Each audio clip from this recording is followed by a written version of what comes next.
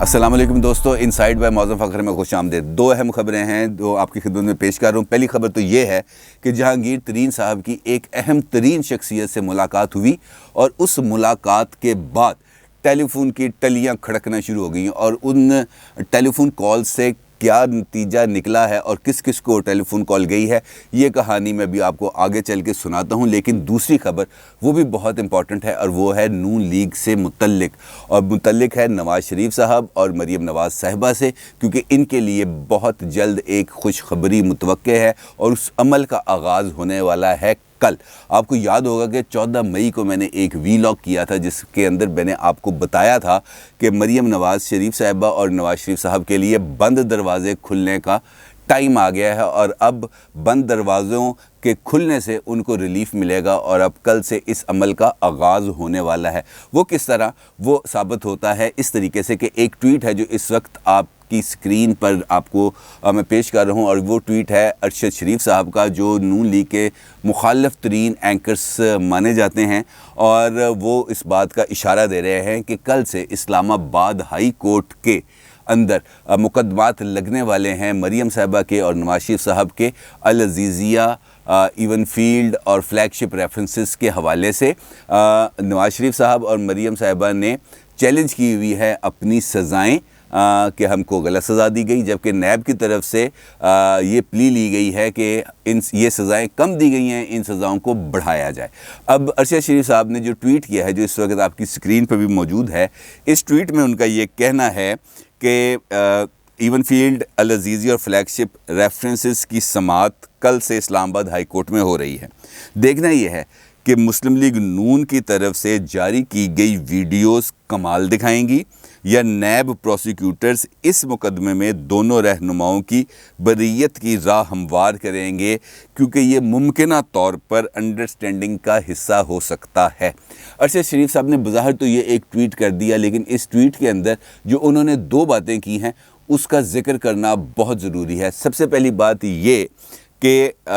جو وہ ویڈیوز جو جاری کی گئی تھیں مریم نواز صاحبہ کی طرف سے لاہور میں ایک پریس کانفرنس کے اندر، اور وہ ویڈیوز تھیں مرحوم جج ارشد ملک کے حوالے سے کہ وہ کس طریقے سے بتا رہے تھے کہ ان پر دباؤ ڈالا گیا اور اس طریقے سے اور اس وجہ سے انہوں نے فیصلہ دیا ہے نواز شریف صاحب کے خلاف، اور ایک مقدمے میں ان کو بری کیا، ایک مقدمے میں ان کو سزا دی گئی۔ اور جو دوسری بات انہوں نے کی ہے ممکنہ ڈیل کے حوالے سے، یہ عموماً ہمارے ہاں بہت زیادہ تاثر پایا جاتا ہے کہ جناب فلاں کا معاملہ اس وقت ان کو رعایتیں ملنا شروع ہو گئی ہیں لہٰذا ڈیل ہو گئی، لیکن اصل بات کیا ہے؟ اصل بات یہ ہے کہ عموماً ہم نے دیکھا ہے کہ اس قسم کے جو پولیٹیکل انجینئرنگ کر کے مقدمات فائل کیے جاتے ہیں عدالتوں میں، اور جب وہ لوور کورٹ سے چونکہ وہاں پر پولیٹیکل دباؤ کسی نہ کسی حد تک اثر انداز ہوتا ہے تو وہاں پر اپنی مطلب کے کچھ فیصلے لیے جا سکتے ہیں، لیکن جیسے ہی یہ فیصلے آتے ہیں سپیریئر کورٹس کے اندر، اعلیٰ عدالتوں کے اندر، تو وہاں پر چونکہ وہ دباؤ اتنا زیادہ کارگر نہیں ہوتا، اور خاص طور پر اسلام آباد ہائی کورٹ میں جہاں پر چیف جسٹس ہیں اطہر من اللہ صاحب، اور وہ تو اس معاملے میں بالکل کلیئرٹی رکھتے ہیں، بالکل دباؤ لینے سے ان کا یہ جو ٹریک ریکارڈ ہے اس حوالے سے بڑا بہترین ہے، تو لہٰذا جو دو جج صاحبان اس مقدمے کی سماعت کریں گے تو اس میں پتہ چل جائے گا کہ یہاں پر وہ دباؤ کس حد تک ہے، کیونکہ اگر میرٹ پر اس مقدمے کی سماعت ہوتی ہے اور جو تمام فیکٹس اینڈ فگرز ہیں وہ صحیح طریقے سے وہاں پر پیش کیے جاتے ہیں، تو میرا نہیں خیال کہ اس مقدمے میں اتنی سخت ہے کہ وہ دونوں کے لیے جو نااہلی ہے اس کو ختم کرنے کی راہ نہ ہموار کرے۔ جہاں تک آتی ہے نیب پروسیکیوٹرز کی بات، تو یہ عموماً یہ دیکھا گیا ہے کہ جب پولیٹیکل لیڈرز اپوزیشن میں ہوتے ہیں تب نیب پروسیکیوٹرز تو بھرپور مقدمہ لڑتے ہیں، لیکن جب وہی جو پولیٹیکل لیڈرز ہیں حکومت میں آتے ہیں تو نیب پروسیکیوٹرز کہتے ہیں کہ جناب ہم یہ والی کاغذ بھی واپس لے رہے ہیں، ہم یہ والا گواہ بھی واپس لے رہے ہیں، ہم یہ والا ایویڈنس بھی واپس لے رہے ہیں، تو اس طریقے سے مقدمے میں کچھ رہتا نہیں ہے اور عموماً پولیٹیکل قیادت بری ہو جاتی ہے۔ لیکن اس وقت نواز شریف صاحب اور مریم نواز صاحبہ دونوں ہی موجودہ حکومت کے سخت مطلوب ہیں، اور اس صورت میں نیب کی طرف سے یہ کہا جانا ارشد شریف صاحب کی طرف سے کہ نیب یہاں پہ کوئی گیم کرے گا تو میرا نہیں خیال کہ یہ مناسب ہے، کیونکہ پھر ٹلیاں کھڑکنا شروع ہو جائیں گی، جس کا ذکر میں نے آپ سے پہلے کیا، اور وہ ذکر تھا جہانگیر ترین صاحب کے حوالے سے۔ جہانگیر ترین صاحب کی آج سے 5 دن پہلے ایک اہم ترین شخصیت سے جہانگیر ترین صاحب کی ملاقات ہوئی، اور اس ملاقات کے اندر ڈیفینیٹلی انہوں نے کچھ نہ کچھ باتیں تو کی ہوں گی، اور خاص طور پر وہ جو موجودہ حالات اور جہانگیر ترین گروپ جو کر رہا ہے اس حوالے سے گفتگو ہوگی. لیکن اس ملاقات کے بعد جو پیش رفت ہوئی وہ یہ ہوئی کہ خود حکومتی وزراء یہ کہتے رہے کہ ہمیں ٹیلی فون کال آئی ہے، جبکہ اس سے پہلے اپوزیشن کے لیڈرز اور اپوزیشن پارٹی سے تعلق رکھنے والے MPAs, MNAs اور پولیٹیکل لیڈرز اور صحافی بھی اس بات کا جو اپوزیشن کی طرف تھوڑا سا جھکاؤ رکھتے تھے، وہ یہ بات کا اظہار کیا کرتے تھے. ماضی کی بات کر رہا ہوں، کچھ عرصہ پہلے کی، کہ ہمیں ٹیلی فون کال آیا اور ہمیں یہ کہا گیا کہ اپنا ٹویٹ ڈیلیٹ کر دو. ہمیں فون آیا کہ جناب آپ نے اس معاملے میں زیادہ تقریر کر دی، اب آپ نے اس معاملے میں تقریر نہیں کرنی. تو اس قسم کے فون کالز اپوزیشن تو یہ کہتی تھی کہ ہمیں آتے تھے. یہ پہلی مرتبہ ہے کہ حکومتی سطح پر حکومتی وزراء، حکومتی ترجمان یہ بات کہہ رہے ہیں کہ ہمیں ٹیلی فون کالز آئی ہیں، اور ان ٹیلی فون کالز میں یہ کہا گیا ہے کہ جہانگیر ترین گروپ کے خلاف جو آپ بیانات دے رہے ہیں یہ ذرا ہاتھ ہولہ رکھیں، اتنا آگے جانے کی ضرورت نہیں ہے، آپ جو ہے نا بڑے نرم لہجے میں بھی بات کر سکتے ہیں. تو یہ ٹیلی فون کالز آئیں، اور اس کی تصدیق کی ہے خود ایک صوبائی وزیر نے جو پنجاب سے تعلق رکھتے ہیں، اور ایک ٹی وی چینل نے، سما ٹی وی نے اس بات کو باضابطہ طور پر آگاہ کیا کہ جناب اس صوبائی وزیر نے ہمیں یہ کہا ہے کہ جناب مجھے فون کال آ رہی ہیں کہ جہانگیر ترین کے اوپر نہ ذرا ہاتھ ہولہ رکھیں، کیونکہ ٹیلی فون کال آ گئی، اب ہم اس سے آگے کچھ نہیں کہہ سکتے. اور یہ بڑی حیرت کی بات ہے. ان کا وزیر صاحب کا یہ کہنا تھا کہ بڑی حیرت کی بات ہے، ہن سانوں بھی فون کال آن گے. تو یہ تو ایسا ہوتا ہے بھائی، جب دن بدلتے ہیں، جب وقت بدلتا ہے تو ایسے ہی ہوتا ہے، دایاں بایاں ہو جاتا ہے، بایاں دایاں ہو جاتا ہے، کبھی کے دن بڑے کبھی کی راتیں، اور سیاست کے اندر ایسا ہوتا ہی ہے. اور یہی وجہ ہے اس وقت اگر ہم دیکھیں تو کل کا دن اور آج کا دن، ان 24 گھنٹوں کے دوران 3 اہم ڈیولپمنٹس ہوئی. ایک ڈیولپمنٹ یہ ہوئی کہ فواد چودھری صاحب آئے لاہور، اور لاہور آ کر انہوں نے جہانگیر ترین گروپ کے چند MPAs, MNAs اور منسٹرز کے ساتھ ملاقات کی، اور ان کو یقین دلایا کہ آپ کے تمام مسائل کو حل کیا جائے گا. ان کے ساتھ موجود تھے عامر کیانی صاحب، جو ایک وقت میں ہمارے صوبائی وزیر رہ چکے ہیں، اور دوائیوں کی قیمتوں میں اضافے کی وجہ سے اور کنٹرول نہ کرنے کی وجہ سے ان کو وزارت سے ہٹایا گیا تھا، لیکن وہ قیمتیں آج تک کم نہیں ہوئی، لیکن یہ پھر فعال ہو گئے. تو عامر کیانی صاحب ان کے ساتھ آئے. لیکن ایک اور ملاقات ہوئی، اور وہ ملاقات رہ گئی خفیہ. وہ ملاقات ہوئی تھی بیرسٹر علی ظفر کی. بیرسٹر علی ظفر کی نہ صرف ملاقات ہوئی جہانگیر ترین صاحب سے، بلکہ ان کی ملاقات ہوئی جہانگیر ترین صاحب کے وکیلوں سے، اور اس کے بعد ان کی ملاقات ہوئی جہانگیر ترین صاحب کی فائنینشیل ٹیم کے ساتھ. اور اس ملاقات کے بعد ان کی ایک اور ملاقات ہوتی ہے، اور وہ ملاقات ہوتی ہے لاہور میں اس ٹیم کے ساتھ، ایف آئی اے کی اس ٹیم کے ساتھ جو جہانگیر ترین کے تمام معاملات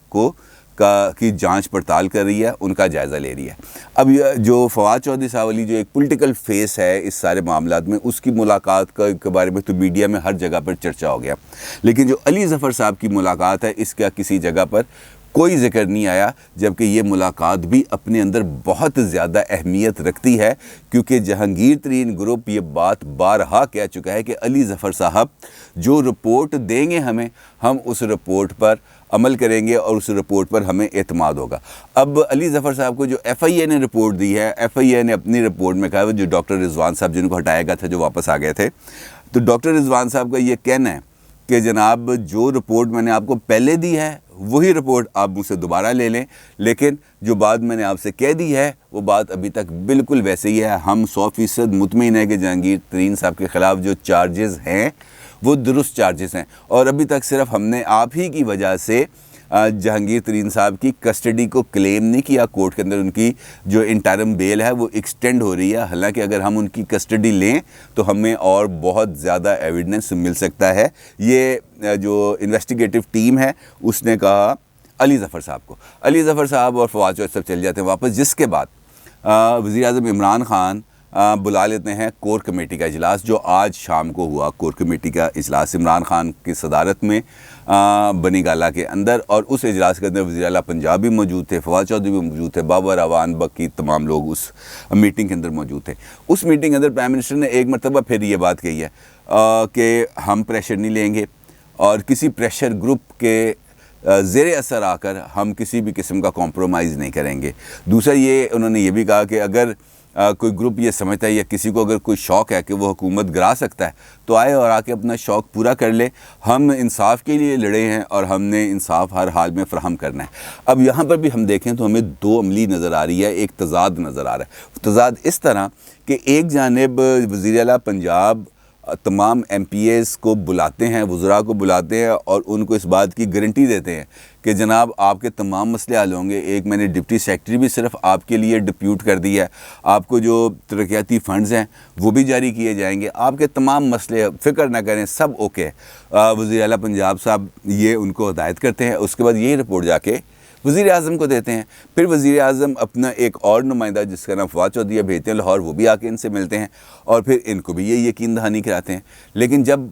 कोर कमेटी का इजलास होता है तो वज़ीर आज़म कहते हैं कि मैं प्रेशर नहीं लूँगा, मैं ब्लैकमेल नहीं होऊंगा, मैं NRO नहीं दूँगा। जो उनकी रवायती बातें हैं बिल्कुल वो वैसे ही बात करते हैं, माँ सिवाय एक बात के कि जनाब अगर किसी को हुकूमत गिराने का शौक़ है तो वो शौक़ पूरा कर ले। तो इसका मतलब ये है कि हुकूमत इस वक्त दोहरा खेल खेल रही है। एक जानिब वो जो MPAs हैं पंजाब गवर्नमेंट के अंदर, जो वज़रा हैं पंजाब गवर्नमेंट के अंदर, उनको पैसे देकर जहांगीर तरीन ग्रुप के हवाले से खामोश कराने की कोशिश की जा रही है। और दूसरी जानिब